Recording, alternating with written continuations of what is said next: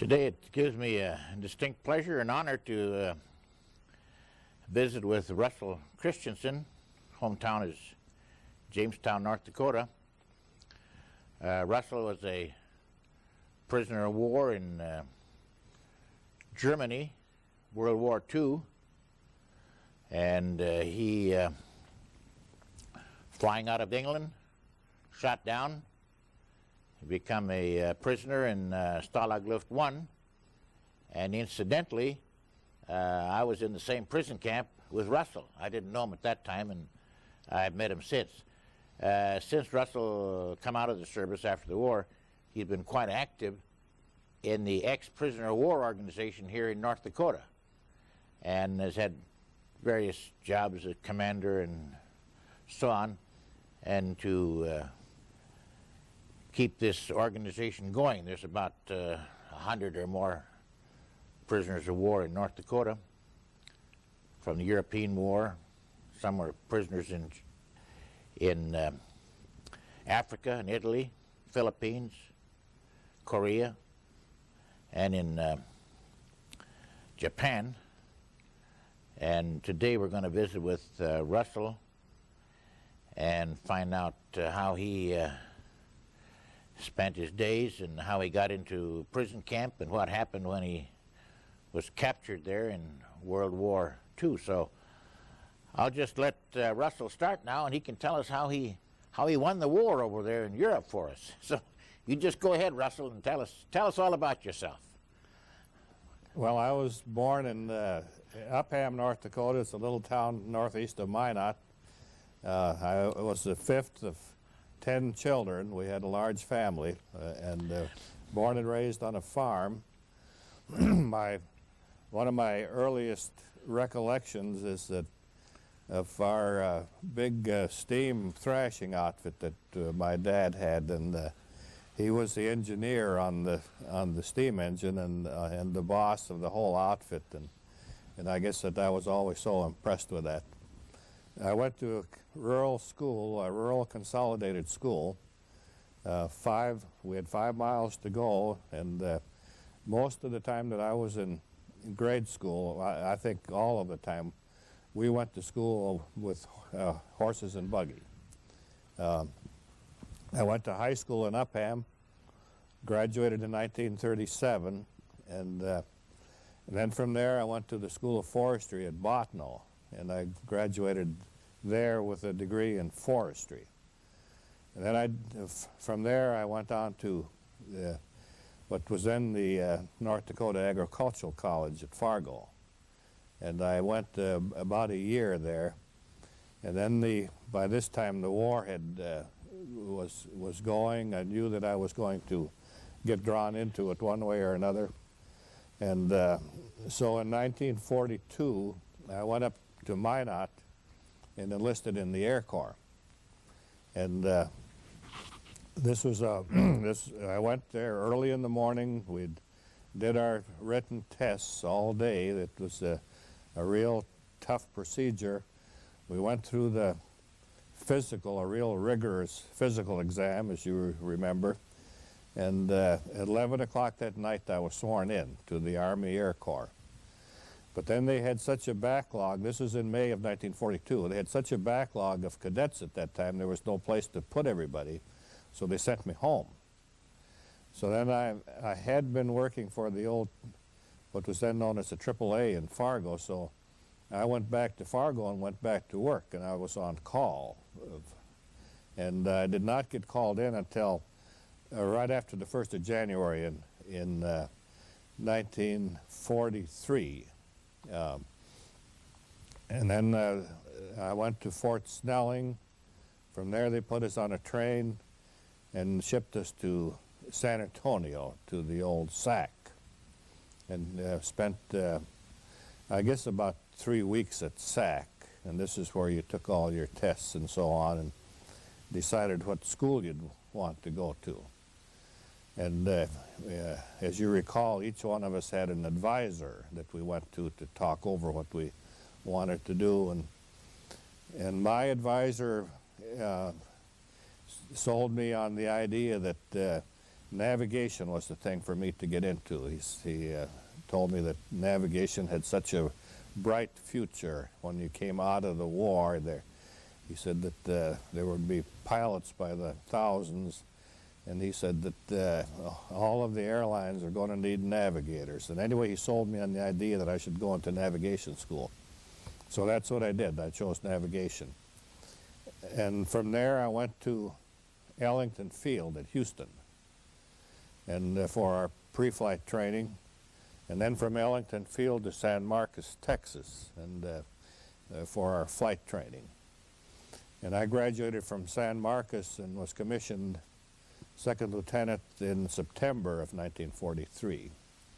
And then from there they sent me to Clovis, New Mexico. And Clovis was a huge pool of Air Force people, Air Corps people rather.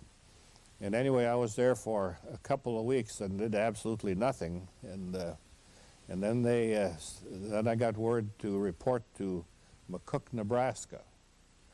And so then I had gotten a leave at home just before this, before I went to McCook. And so then when I got this order to go to McCook from Clovis, New Mexico, I was carrying my own order, so I gave myself another leave. And I had no time to definite date to report, so I just gave myself a leave and went home again. But I didn't dare stay too long. I stayed just about 4 or 5 days, and then I went and reported to McCook. And I could have stayed another week or so. It wouldn't have made any difference. Anyway, I came into McCook, and I was the first officer to report in to our squadron in McCook, other than the cadre. The cadre was in place. And anyway, we started, the rest of our crew got there, and we became what they called the model crew. And the model crew was supposed to be the crew that the squadron commander, the group commander, when they flew, they were supposedly to fly with the model crew. And anyway, we trained at McCook as a combat crew, and in about February of 1944, we got word that we were going overseas to Italy. And so then we went to Lincoln, Nebraska as our staging area, and we've left Lincoln. We spent about a week in Lincoln staging, and our first leg of our journey was from Lincoln, Nebraska to West Palm Beach, Florida. We left Lincoln in a terrible snowstorm, just a real blizzard, 20 below zero. And we were the last plane to leave Lincoln. They shut the field down right after we took off. Anyway, we landed in West Palm Beach that afternoon. Beautiful weather, 80 degrees. Here we came out of the plane in our heavy flying clothing, and it was just absolutely perfect. We went swimming that afternoon. Then the next leg of our journey was to Trinidad, and we took off from West Palm Beach for Trinidad, and we'd heard all these good stories about how in San Juan, Puerto Rico, you could buy all this cheap rum and whiskey and so on. And so we got over San Juan, Puerto Rico, and we faked engine trouble. And we landed in San Juan, and while the mechanics were looking over the airplane, which didn't have any problem at all, we ran over to the officers' club and loaded up with rum. We got a case of rum for $12, $1 a bottle for Puerto Rican rum. And then we bought Canadian Club. Canadian Club was more expensive. That was about $2. Anyway, we loaded up on liquor to take overseas with us. And then we took off and we went to Trinidad and stayed in Trinidad overnight. The next jump was to Belém, Brazil. And this is right on the Amazon River. And then from Balaam we went to Fortaleza, and that was our jumping off place. And I was a little bit apprehensive on that overseas flight because I would have to do celestial navigation on that jump overseas, and all of our training had been in the northern hemisphere, of course, and so we knew all the stars and so on in the northern hemisphere, but we knew very little about the southern hemisphere, and that's what we were going to have to use to navigate across the ocean.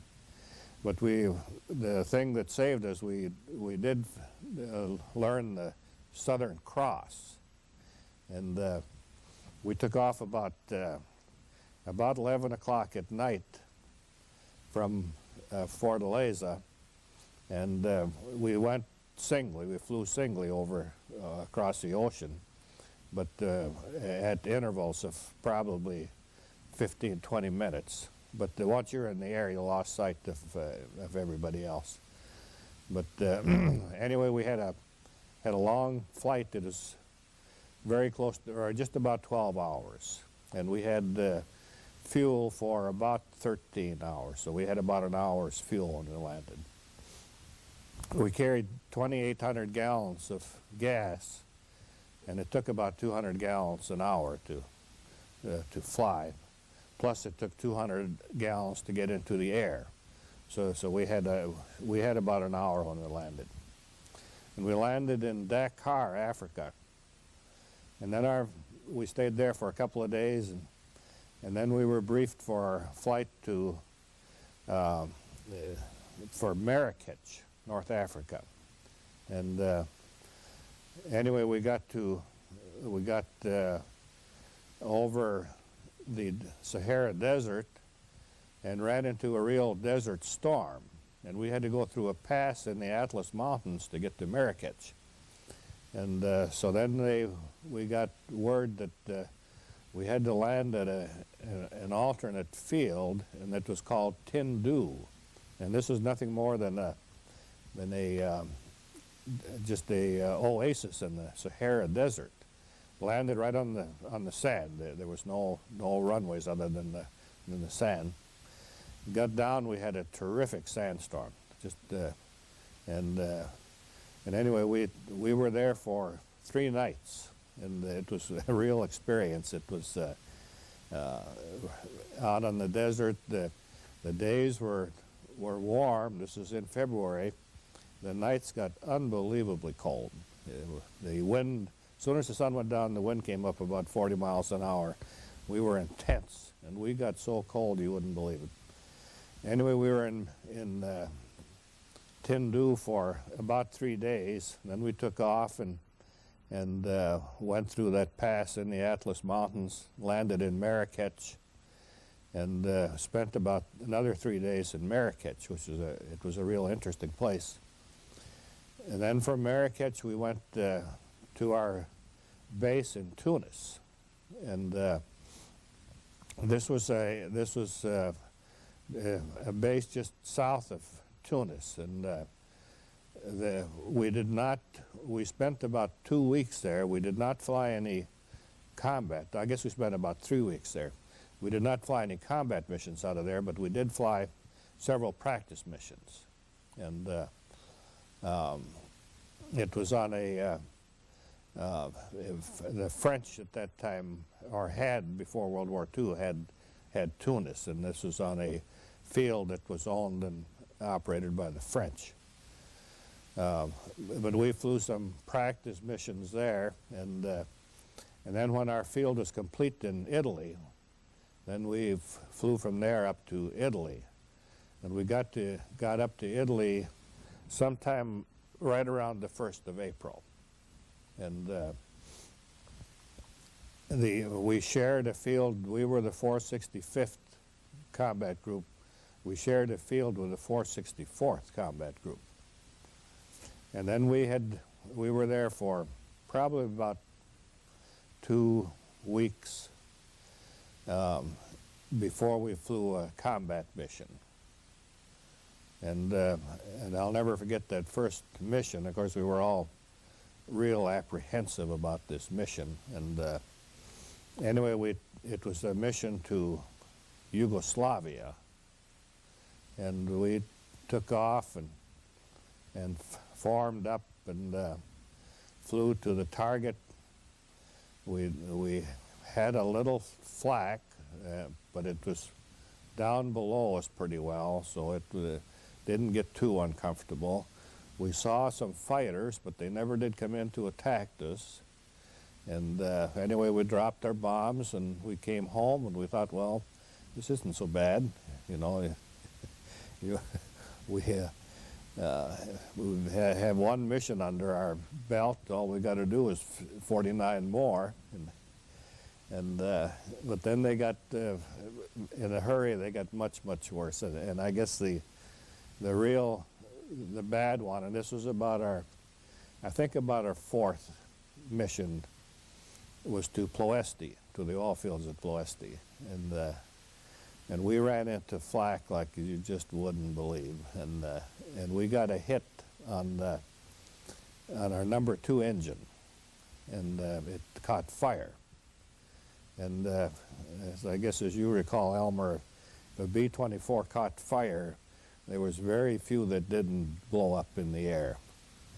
But fortunately, we got the gas shut off to that engine. We got the prop feathered, and we flew home. When we flew home by ourselves, we couldn't keep up with the formation, so we flew home by ourselves. And strangely enough, here were the enemy fighters in the area, but for some strange reason, they never did attack us. And at that time, our escort was not that good, our fighter escort. They were having trouble coordinating the times and the places, and there was no visible escort at that time, but we did make it home. We flew into Bari, Italy, and that was on the east coast of Italy.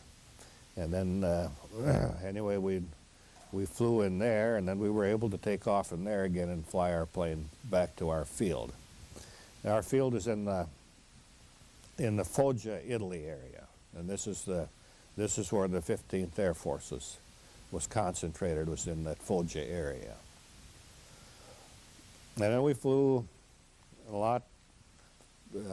From then on, it was a real steady grind. We flew, I forgot to mention, when we got back off that Ploesti raid, we had over 200 holes in our aircraft that had to be patched. Fortunately, nobody was hurt. It was just a miracle that we got through that, and nobody was hurt. You lose quite a few other planes then? Were shot down at that time, that raid? You don't recall? Not too many. I think in our group we lost 2 or 3. Yeah. But we went through probably the worst flak or one of the worst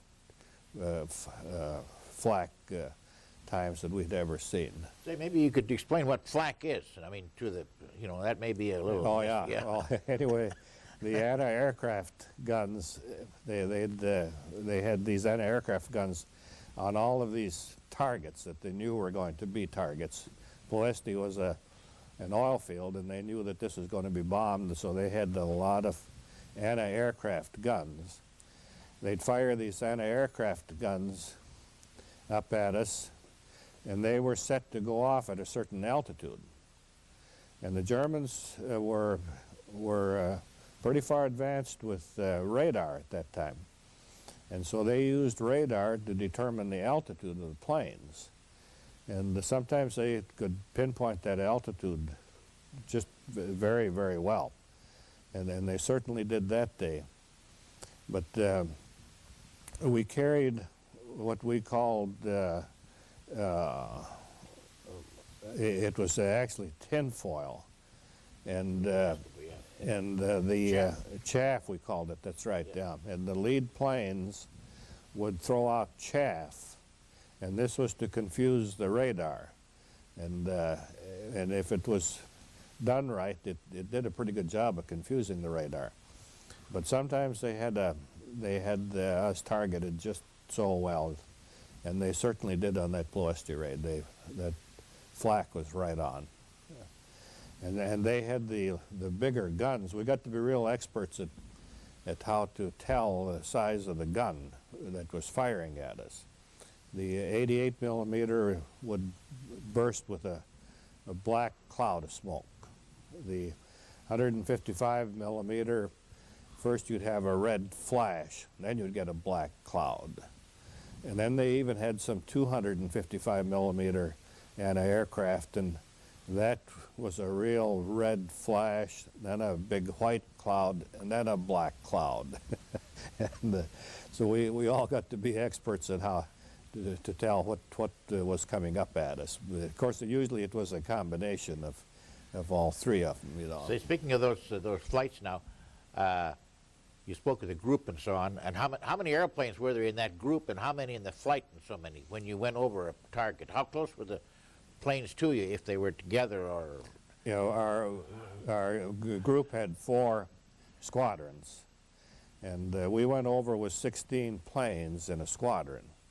But of course, once you were operational, you never had that many planes in condition to fly. So you were pretty lucky if each squadron got up about 8 planes. So the group, when they went out on a mission, had anywhere from, say, 24, maybe up to 30 planes to a group. And the group flew. They had the lead squadron, and with however many planes that was, like probably 6 planes in that lead squadron. And then there was squadron on each side of them, and below them, and the back of them, and then there was one in the rear, and that was down below. And they flew in this compact group, of course, to concentrate the firepower on when the fighters came in. Now these were B-24s. These are B-24s, right? Okay. Yeah.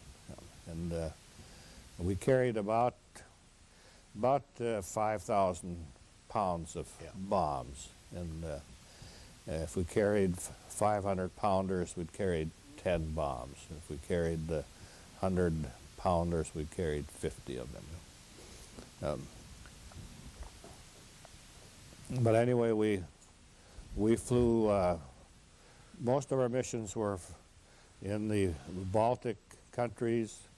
We also flew up into southern Germany. Some of our worst missions were into southern Germany, and then we also flew into southern France. And we flew several missions for the invasion of southern France. And we had some real tough ones in flying for that invasion. We bombed the submarine pens, and then we also bombed military concentrations in southern France in preparation for the invasion.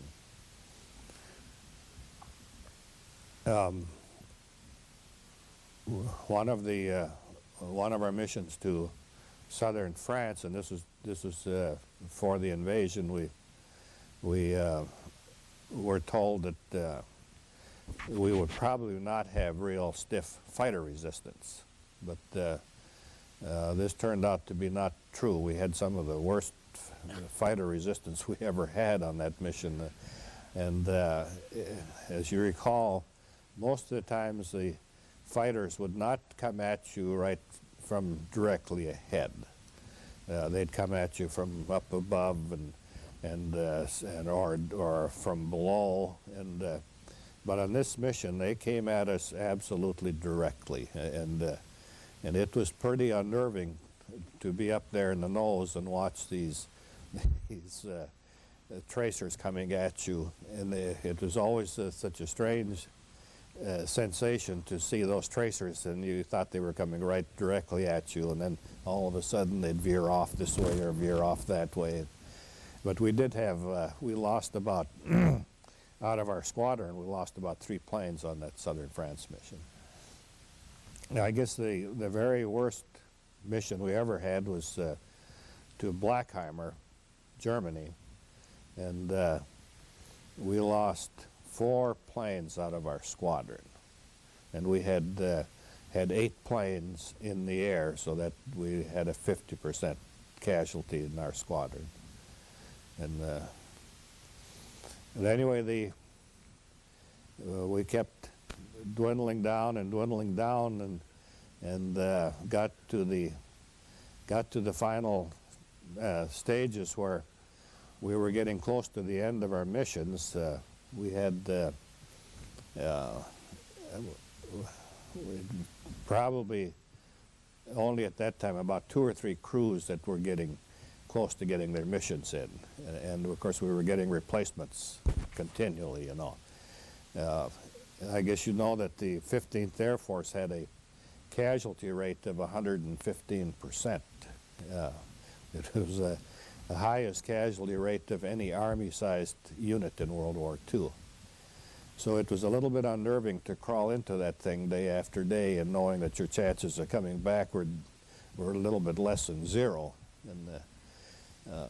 But I got down to where I had, and our crew had, we had 49 missions, and our squadron exec officer, and I'd known him from the time that our squadron had formed, he asked me if I'd fly with him on this last mission. He was going to be the deputy group commander, deputy group leader.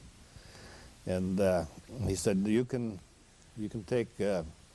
have a special briefing. I'll set up a special briefing for you, and you can see what the mission is, and if you don't like it, you don't have to go. And so I thought, well, I'd sure love to get this over with. I had 1 mission to get in, and this was a double because we were going so far. We were going clear up into Czechoslovakia, part of Czechoslovakia. So I went, I got this special briefing, and they said, well, it's a long flight. It's going to be about an 8.5-hour flight, but you're not going to have but very little flak, and we don't think that there's going to be any fighter resistance in that area. So I took a look at it and I thought, what the heck? Well, might as well get it over with. So then I flew with him. Then I had the group leader and the deputy group leader had the navigators had backup navigators. So I had a backup navigator with me, and so we took off for part of Czechoslovakia, and we were going to bomb at a much higher altitude than we usually do. We usually bombed at about 23,000 feet, and for some reason they were going to bomb this target from about 25,000 feet. And as we approached the target, we got to the target. By this time we had P-51 fighter escort, so we had real good escort. And we got to the target, and the group leader decided that the flak was real intense, which nobody had expected. So we got to the target, and the group leader decided that he was going to go in at about 1,000-foot higher altitude. And so then at the last minute, we started to climb. We were already at about 25,000 feet. Started to climb this extra 1,000 feet, and with a full bomb load, that was quite a strain on the plane. And anyway, we pulled so much manifold pressure that we blew a head off one of the engines. And so the minute that happened, then we had to fall out of the formation. And and as soon as we were out of the formation, then the fighters were after us, because the escort stayed with the group. If you were out of formation, you were on your own, and they just clobbered us. The final thing was that one of the fighters coming in from the rear was out of control, and he rammed us, and his left wing hit our right tail rudder. And as that happened, and he sprayed us with fuel, and so then that set us on fire. But we were all shot to pieces by that time anyway. We had one engine left that was running, and that was running away. And so then the last thing to come over the intercom was that the pilot said, "Let's get the hell out of here." So then my backup navigator was in the he was in the front turret, and so then he got out of the turret, and the pilot lowered the gear, and this was a signal that the fighters were to leave us alone, you know. And he lowered the gear, and so then I bailed out of the nose wheel opening, and then so did my backup navigator. The bombardier was back in the on the flight deck. He'd had a bomb hang up, and he was trying to kick that bomb loose. And so then we got out of the nose wheel opening. Can I take another recess?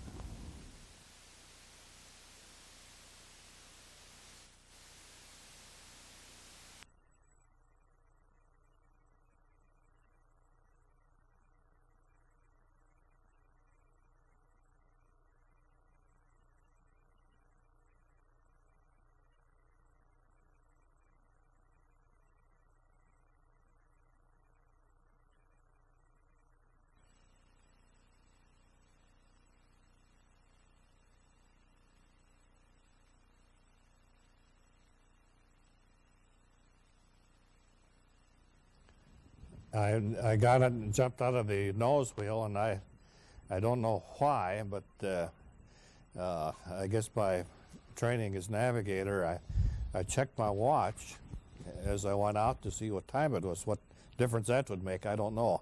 But I checked my watch; it was 12:20, and I had also checked our elevation at the time too, and we were at about 17,000 feet when I bailed out of the plane. And as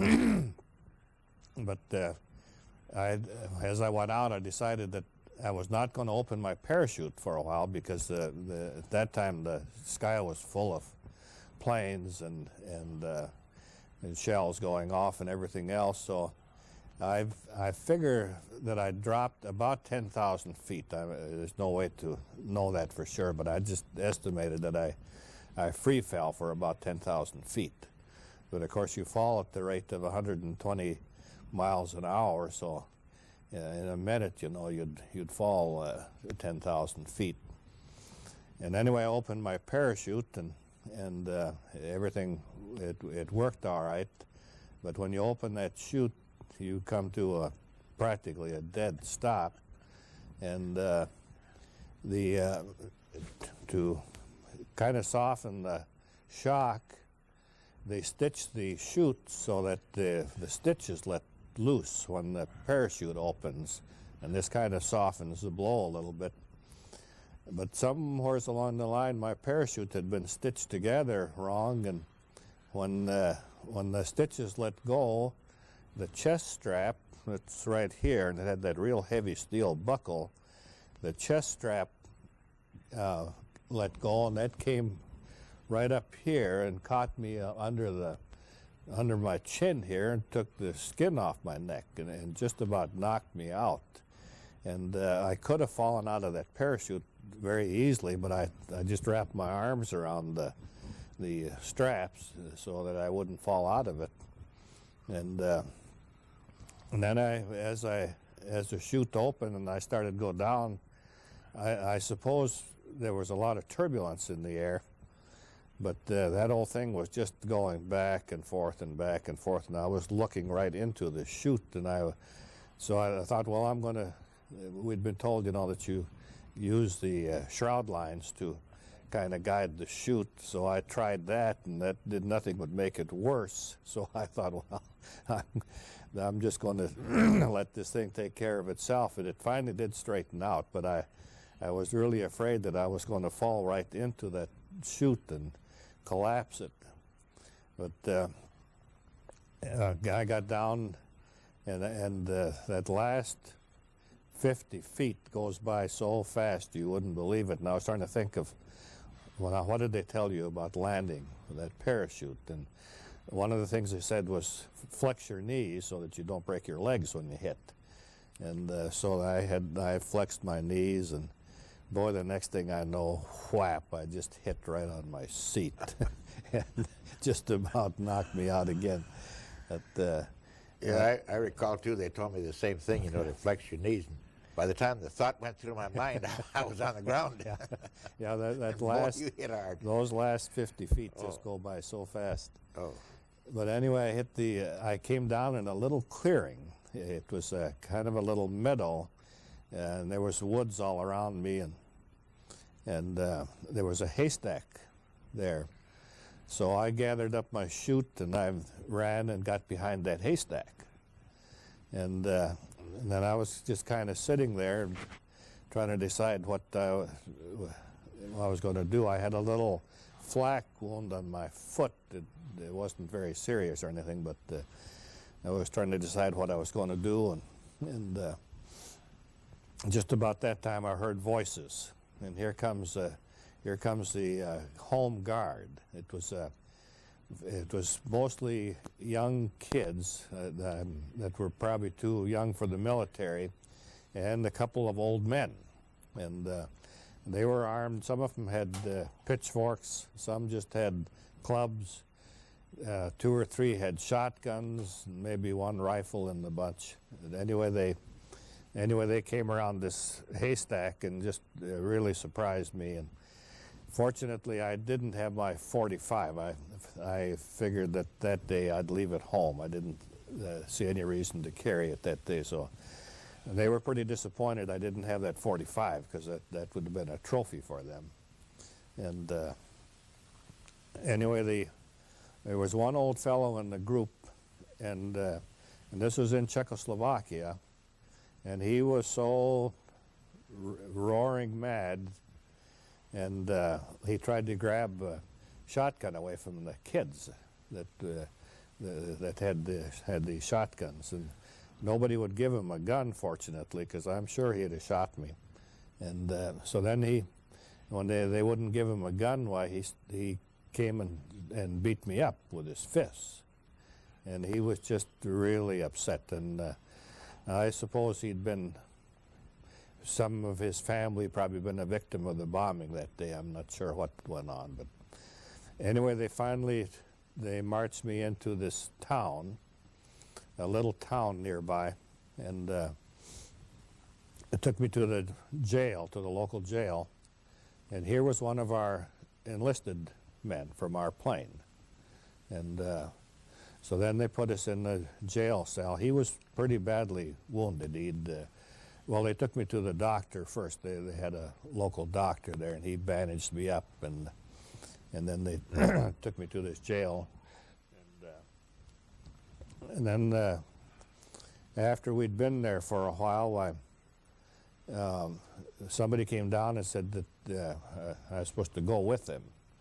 So I went, they took me upstairs in the same building, and here was a young German officer, and he just tore into me like you wouldn't believe in German. And of course I didn't understand what he was saying for the most part, except for the few of the swear words he used. And he called me Schweinhund and this kind of thing, and then they brought this fellow in. And I think it was the fellow that had rammed us, and he was wrapped in bandages from his head to his foot, and apparently had been real badly burned. But anyway, they brought him in, and I think that the object was to show me what we had done to one of their fine young German officers. And anyway, when this was over and they swore at me some more, then they took me back down to the cell. And the enlisted man that I was with was really in bad shape. He had a concussion, and finally I got them to bring a doctor in, and they did bring a doctor in, but actually didn't do anything. He looked at him, and that was it. And then that evening they loaded us up in a truck, and it was we were in the back of this truck. We couldn't see where we were going or anything like that. And I figured we went probably about 35, 40 miles, and in the dark. They drove absolutely in the dark, and then when we got to this other place, here were some of my crewmates. My backup navigator was there, and several others from our plane, and then there was about I guess about 4 planes were shot down that day in that area, and so there was quite a group of fellows there. So then they put us in holding cells there, and then the next day this fellow comes in, one of the guards comes in and tells me that I'm supposed to take this. I was a first lieutenant, so I was the ranking officer. So he told me I was supposed to take this group and march them over to a place there, and most of the guys a lot of them were in pretty tough shape. They had sprained ankles and this and that, and a lot of them had wounds that they were suffering from. But anyway, everybody had to go, and so he showed us kind of led us. He showed us where to go, and I took this group, and we were kind of a sad-looking bunch, you know. We were supposed to be marching over to this place. We went in, they opened this gate, and here was a big courtyard that was completely enclosed by a real high brick fence, about a 12 or 14-foot brick fence, and with a steel gate. And they opened the gate, and we went in, and then he just signaled where I was supposed to take the group, and that was up on the one end of this courtyard, and this is kind of the high point of the courtyard.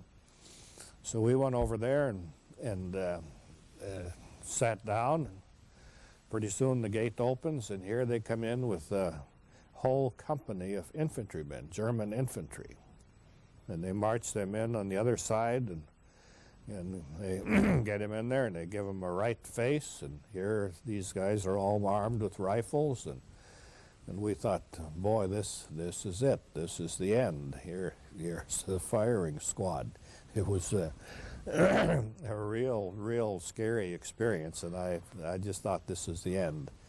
And anyway, they came in. They stood there for quite a long while, and we stood up on our end, and after a while, then the commanding officer of this group comes over, and so I jumped up and saluted him. He was a major, and here the guy spoke perfect English, and he'd been to a military academy someplace in the eastern United States, and he asked me if we were being fed, and if our medical needs are being taken care of, and I said yes, and which they really weren't, but I was so relieved that we hadn't been shot that I was ready to tell him anything. And then pretty soon he leaves. He marches the company out, and then they gave us word to march back to the prison, and that was it. And I really have never understood to this day what this was for, but I think it was just to show these people in the Army that here's these poor, decrepit 15th Air Force people, and nothing to fear. But anyway, we were there for a couple more days, and then we were shipped to Frankfurt, the interrogation center. and you were familiar with that. We got in there, and the first thing we did was to go to into this interrogation room one at a time, and I had a sergeant that was real tough. You give your name, rank, and serial number, and then he wanted to know what my unit was and what plane I was on and so on. And I told him that we're not required to give that. And then he put on this show of being just real furious, and he said that you have to identify yourself or we'll shoot you as a spy. And I said, well, you know I'm not a spy. I've got my dog tags. And he pulls open a drawer that was full of dog tags. He says, those don't mean a thing. And of course, this is dog tags they'd taken off from fellows that had been killed over there. And anyway, he was just real tough. And but I didn't give him any information, and pretty soon they let me go, and then this is when we went into solitary confinement. And that was a real experience. I spent 12 days in solitary confinement, and you didn't, from the time you got in there till you got out, you did not speak a word to anybody. Nobody spoke a word to you. And I guess we're all pretty social beings, and it's really tough not to communicate with anybody for that length of time. Finally, at the end of the time, they took me in for this interrogation, and this time they took me into this young German officer. He was a real Hollywood version of German officer with the shiny black boots, and he was a major in the German army, and had two absolutely beautiful girls that worked in his office with him. And first thing he did was offer me a cigarette, and I didn't smoke. I'd never smoked, but I thought, well, I had a choice: Lucky Strike or Chesterfield, whichever you want. And so I took a Lucky Strike, and I'm sure it was obvious to him that I had never smoked. I was coughing and choking on the cigarette. But anyway, this interrogation was entirely different. He started out by saying, he says, I have a real problem. He said, this weekend I'm going to go to the Bavarian Alps on a skiing trip, and I'm going to take one of these girls with me, and I can't decide which one. He said, if you were me, he says, which one would you choose? And one was a redhead and one was a blonde. And I guess I told him, I'd take the blonde. And he said, yeah, I think that's what I'm going to do. And then he started to ask me some questions, and in a real gentlemanly way. And the one thing he wanted to find out was that our group commander, a colonel, had brought our group over to Italy, and he'd flown with another group and been shot down on this first trip that he made. And then he had made it back. He was shot down over the Adriatic. He'd been rescued, and he'd gotten back, and they had lost track of him, and they didn't know where he was, and they wanted to find out where he was. And I had no idea. I had no idea where he was. And he apparently believed me, because that was the end of my interrogation. And the next step then was to go to Wetzlar. And you recall Wetzlar, that's where we got our Red Cross parcel, and we got some clothes. Coming out of Italy, we were very lightly dressed. I had khakis, no jacket, no nothing. And anyway, I got a poplin jacket, and I guess I got a new pair of shoes because my boots had been shot. And so then we went from Wetzlar. That was our jumping off point for Stalag Luft 1. And they put us in these cars, and they were compartments. And the compartments had been made for 4 people. And they'd been converted into prison cars. They put bars on the windows and so on. And and that was the most terrible trip I've ever made in my life, I guess. We we spent going from Wetzlar to Barth, and I'm not sure what the distance was, but we spent 5 days getting up there. And remember how the Americans would attack those trains. And then when the Americans attacked the trains, the guards would, the doors were locked, they'd just take off and head for the woods and just leave us locked in those. And from that day on, I used to have terrible claustrophobia, and I still have claustrophobia. But anyway, we did make it. We we went through lots of nerve-wracking times, but we got up to Barth. One of the things we did was there were no place to lay down. We sat. We had to sit. There was 8 of us in this compartment, made for 4. There was a rack up on top that was supposedly a baggage rack, and it was about a foot wide. And we would take turns. You could strap yourself in there with a couple of belts. You could strap yourself in there to sleep. So one could sleep there and one would sleep on the floor. And that's the only way we could sleep on that trip. We finally got to Barth, and they unloaded us from the train, and then they marched us from there to the prison camp. And when we went through Barth, here were all these people, civilians, lined up there to spit on us and throw rocks at us and call us gangsters and Schweinhund and this type of thing. And anyway, we got into the prison camp, and here you saw some of your friends that had been shot down earlier, and there was always something that to see people that you recognized that had been there for a while. And they put us into the compound 3B, and that was at that time was a new compound. And when we went in there were 16 fellows to a room.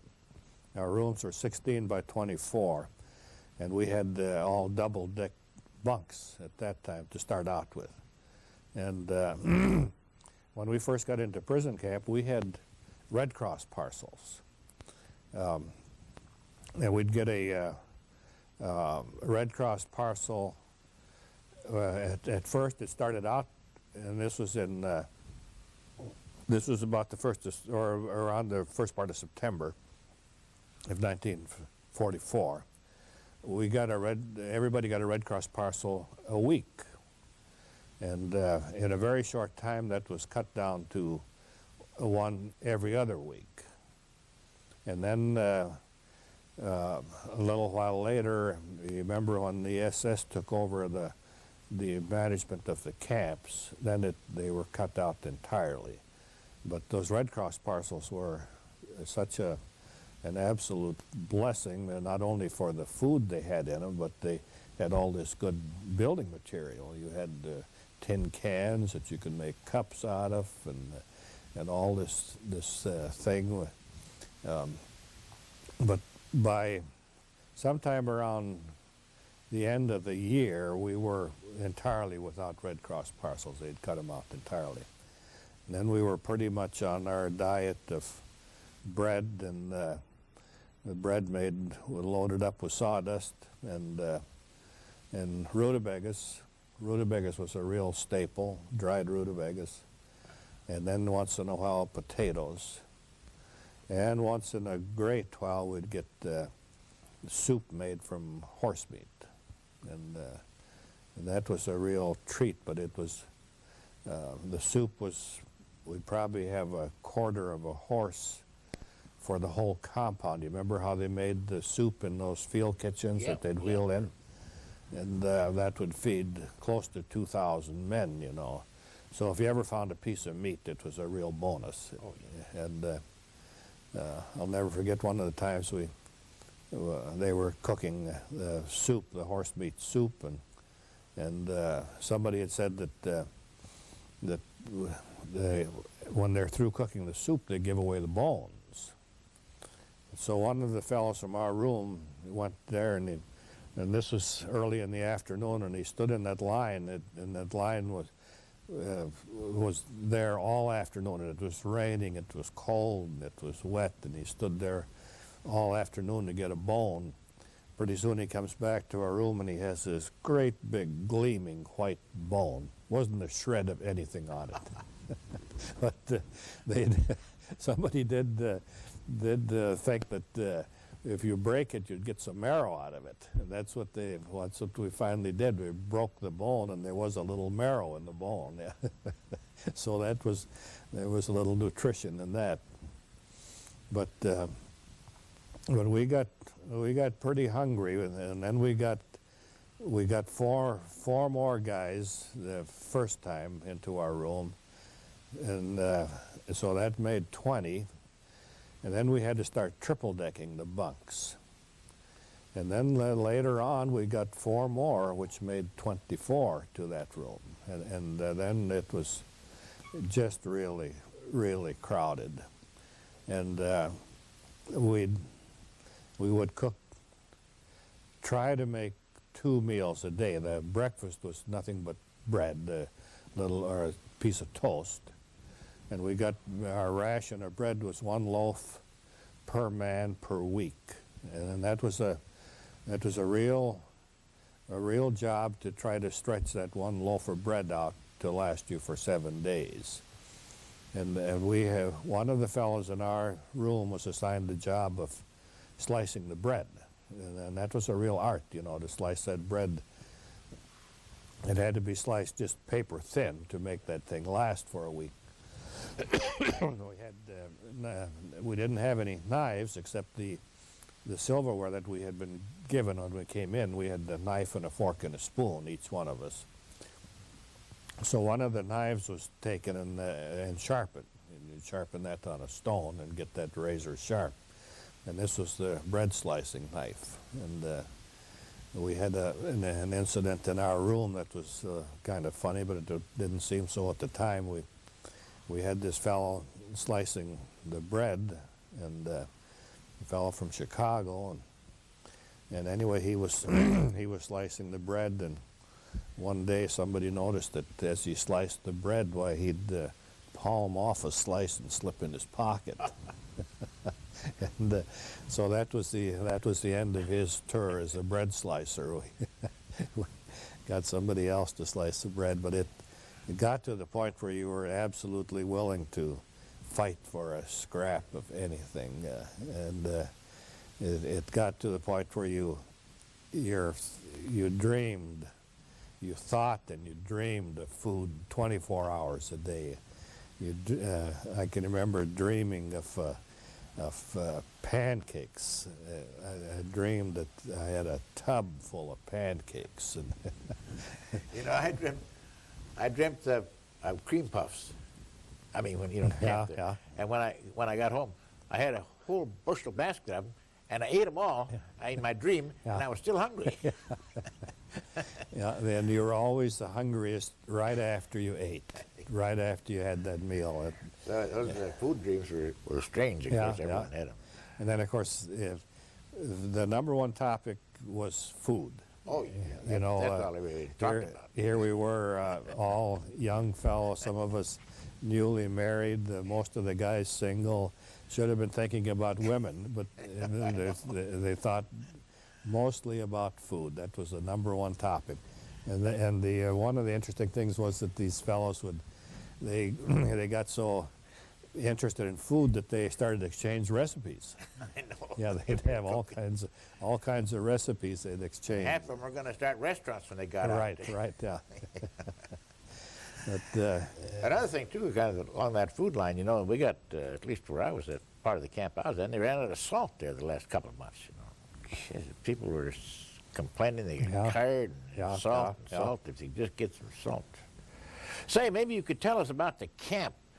How many compounds there were, what a compound is, what a block is, and how many rooms there were there, and the latrines and things like that. Maybe the physical camp itself. Mm-hmm. It was made to hold towards the end there around 10,000 people, and it was quite a organizational structure there too. Yeah, our compound had Well, our each barracks, they were called blocks. Each block had, as I recall, had 10 rooms in it. That's right. Yeah. And towards the end, we had 24 people to a room in our block, except for the block commander's room. That was a real small room up at the front of the block. That had 4 people in it. That's right. And then we had we had outdoor latrines, and but we did have a little room in the back of the block that had what they called a honey bucket. Yeah, they closed the doors, I think, around 8 o'clock or so, or 6 or whatever it was. They locked them on both ends of the building. Right, yeah, you were locked in. And so in an emergency, you could use the honey bucket. And then these were emptied into the main latrine. And the baths were just a terrific problem because the bathhouse was unheated. And so when there was snow on the ground and it was cold and we never had hot water. It was ice cold water. But in desperation, you would finally get to the point that you'd go out to this unheated bathhouse in the winter, and we could unscrew the head off it was kind of a faucet deal in a circle where you could wash, you know. You could unscrew that head, and then you'd have water shoot out the side, and so you'd take kind of a shower. And when you were doing this, the temperature in the bathhouse had to be probably right around freezing, and the steam would just roll off you. And anyway, it was a real experience to take that bath. And they'd complain, you know, and yeah, they'd swear and complain, you know, and no one listened to them. Didn't pay attention. Some guy cussing to beat the band, and the other people just went about their work, never paid any attention. The guy was. But baths got pretty infrequent under those conditions, and then another thing was clothes washing, because you had no clothes to wear while you were washing your clothes. You had to wash your clothes and then dry them and then put them back on again. But once in a while you'd get forced into washing your clothes, and then all the while you were getting so weak from lack of food that it was terrible. Then towards the end of the war, you know, when we first came in there, we were real optimistic that the war was going to be over. Right away. Everybody thought it was going to be over by Christmas time. Oh, yeah. Well, then come Christmas time, and here's the Battle of the Bulge, and that was a real depressing time for us. Was that Battle of the Bulge, and so then we really lost our optimism about the end of the war. But then after they had kind of contained that Battle of the Bulge, and we were getting these real glowing reports. Of course, we had this radio that the British had that gave us this our daily news, and you know that news was written up on a sheet of paper, and it was thrown from compound to compound, so everybody got to see the news every day. And surprisingly, this went on for all the time that I was there, that we got this news. And well, it was my theory. Now, I could be wrong, but you know, it was a pretty fancy piece of paper, and it was. But I think that, you know, the Germans, guards and so on, they knew all about it, but they were as interested in the war, perhaps more so than we were. Yeah. So they faked that they were looking for this newspaper, faking that they were going to throw these people in jail and so on. But really, that was what they were living off too. They were reading the news just as ferociously as the POWs. Possibly. I mean, that's just my theory. Yeah. Anyway, we did have this news, but it was, of course, it was always colored up in the favor of the Allies. You know, what we got. But then towards spring, why, it started to look pretty good, so our optimism kind of rose again. And then I guess you'll always recall that morning that we woke up and we knew that the Russians were getting pretty close to us. And we started to hear those explosions. And it was everybody's thinking that that had to be artillery. This was Russian artillery.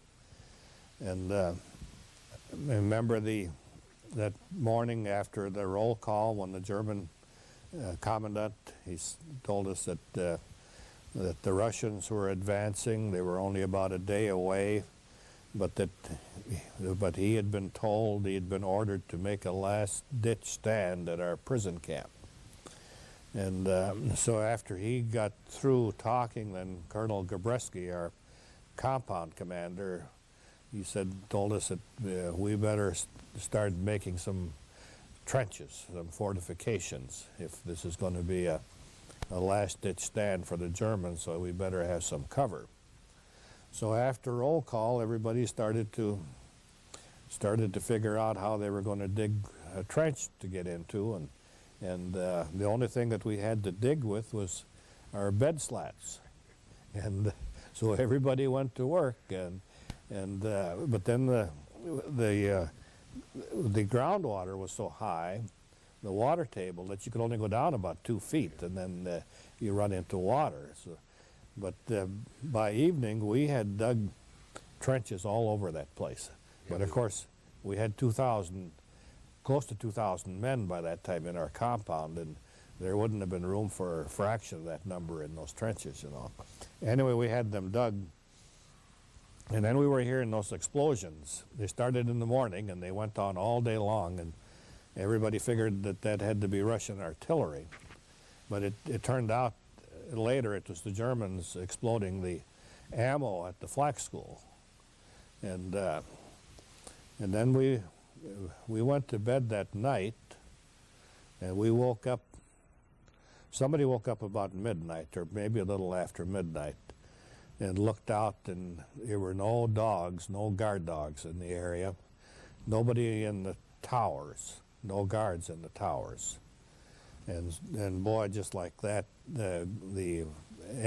everybody spilled out into the compound, and there was cheering and hollering and whooping, and then somebody had made a real rough flag, American flag, and they hauled that up to one of the guard towers and flew the American flag. And this was a pretty moving moment. And then one of the guys led the group in singing the national anthem. And anyway, there was real wild celebration. But then we did go back to bed and got up early the next morning, and that's when the Russian general came in. He came into the camp, and he made that real stirring speech in Russian. And of course, nobody understood a word of it. But anyway, every time he would pause, why, we would hoop and holler and applaud. But when he got all through, then Zemke, Colonel Zemke, the camp commander, did understand Russian, or at least he understood quite a bit of it. So then he told us what the general had said, you know, and of course it was that the Americans and the Russians had triumphed and over the Germans and so on, and anyway, that was a real happy time for everybody here. We were free again. Did you see that Russian USO troop they had there with some women and a band and things? No, I didn't miss that. Yeah, well, no, I missed that. There were so many things going on that, you know, that was. And then they drove those cattle in there and butchered them. And they milked them. I milked cows. That was my job as a farm boy. I started milking cows, and oh boy, was that milk delicious. That's the first fresh milk I'd had since leaving the United States, you know. But then the British told us that we couldn't do that because those cows hadn't been tested for brucellosis. So, but then they were butchered and made into hamburger. Oh, And do you remember how sick everybody got from eating?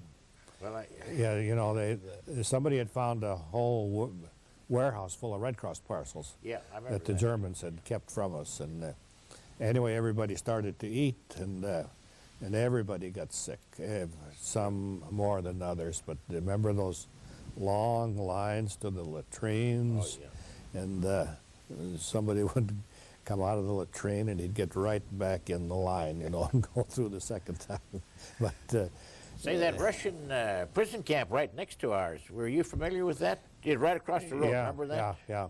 And then there was that Jewish concentration camp there, just a little ways. Were you familiar with that a little bit? No, but I knew of the Russian and the Polish camp if there. you could tell us a little bit there, what you remembered or saw. That was a real sad sight. They were Russian and Polish civilians for the most part, and there was women and children, and they were in terrible condition. They were just the skeletons. I wasn't familiar. Now that's the camp right across the road. Right, yeah. Yeah. And then of course there was the flak school. That's right. Yeah, and this is where they trained guys that were shooting at us. And that's where the women were. Did you see? Remember that towards the end of the war they had women. The flak school used to march. Oh, yeah. They'd march by to that. What do they call that guy that was flying back and forth there? You know, he was a target, Lonesome George or something. Oh, yeah. About a mile further, he was flying back and forth there, and these gunners were practicing shooting at them through in flak and so on. Did you remember when Max Schmeling came into the camp? I just remember it a little bit. Yeah, he was. I know he was there. Yeah. He was in our compound. You know, he came in there. He wasn't in ours. No, but I know he was there. He came in and he said, told us that that you are not to consider yourself prisoners of war any longer. He says you're now guests of the Third Reich. But he was trying real hard to smooth things over, you know. Yeah. But to a lot of the guys, old Max Schmeling was kind of a hero, you know. Oh, sure, yeah. Now, were you know, they had a air base, too, the Germans did there about 5 miles away, where they put airplanes together or flew some. Were you ever involved in any of that? No. That where they developed the jet was, that's right. Yeah, it was very close to us, yeah. And I recall seeing those jets, you know, they'd make that one pass, and that was it. They had fuel for about 5 minutes, you know, and then they had to come in and land. Now, you know, from the camp there, we could see Peenemünde and Stettin there, where the von Braun had his... right, yeah, Peenemünde, yeah. Peenemünde, yeah, where they had the... you could see them shoot those rockets. Rockets, yeah. And this is where they developed the jet, too, I think was Peenemünde. I think so, yes. Yeah, we used to see those jets flying. But it, you know, we started eating, well, right away as soon as we were liberated. Sure. We had food, we had hamburgers from those cows that were driven in there. And everybody got sick, and we were there for about 2 weeks after the Russians liberated us. About 2 weeks, yeah.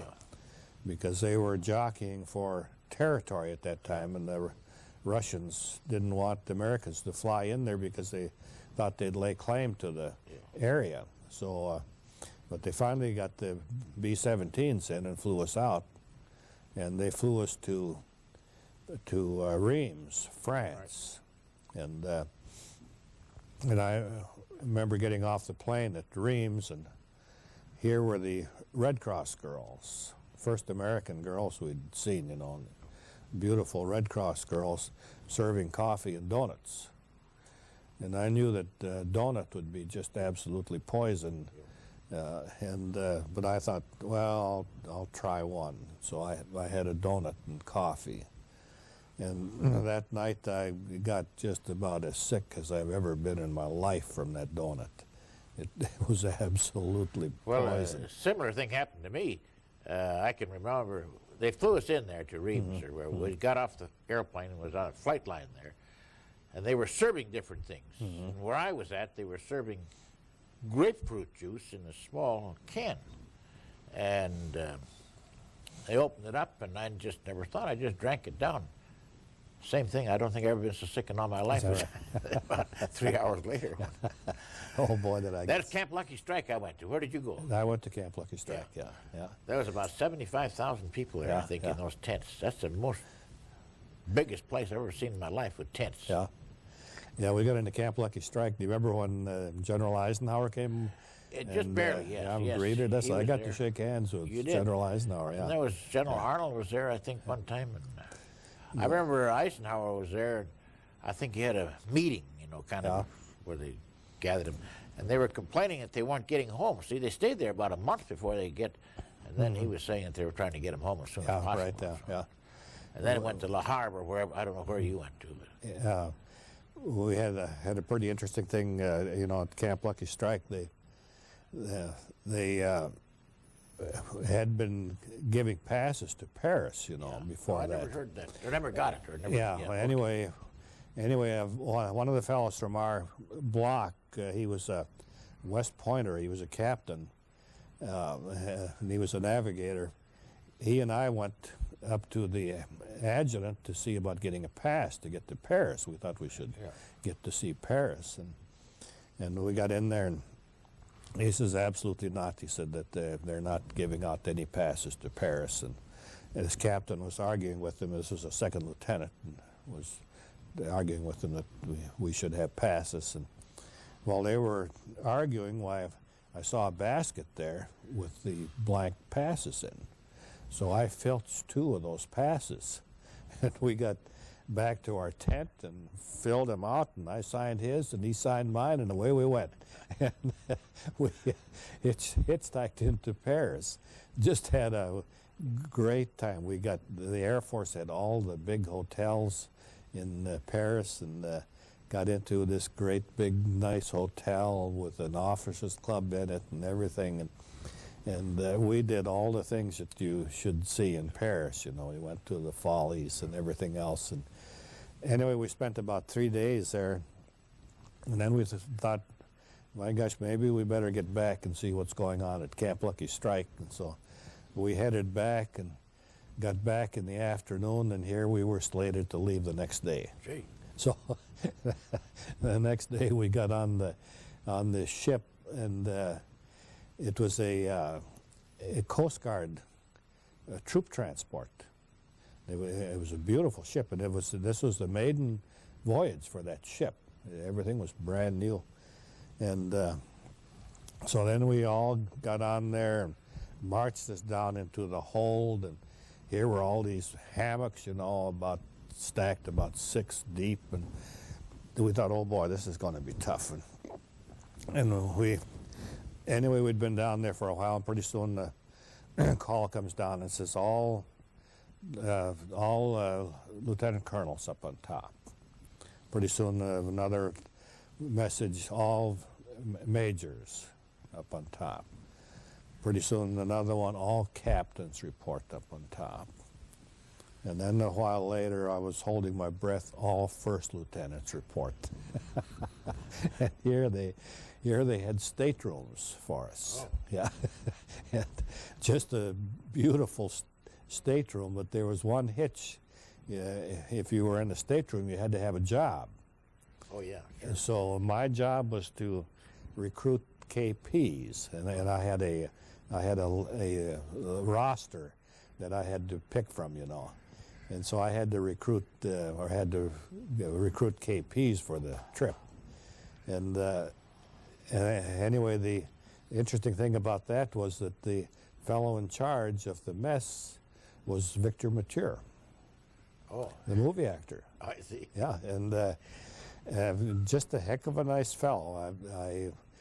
Every day I'd get these KPs for him, and it wasn't as bad as it sounded, because we had quite a few of the guys that volunteer, yeah, and they took KP for the trip. Yeah.